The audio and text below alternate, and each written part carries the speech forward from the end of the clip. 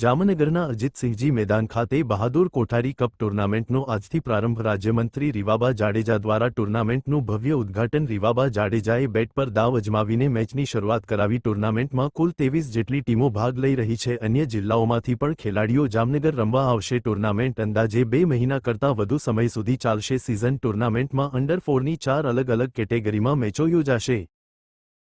અને આપણે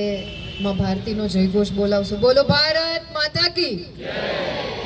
આટલી સંખ્યા હોય તો આવાજ તો આમ તો કોર્પોરેશન સુધી જવો જોઈએ બોલો ભારત માતા કી જય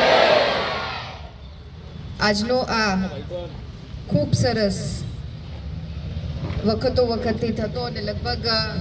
હું રીનાબાને પૂછતી હતી કે કેટલા વર્ષથી આપણે આયોજન કરીએ છીએ તો 5 વર્ષ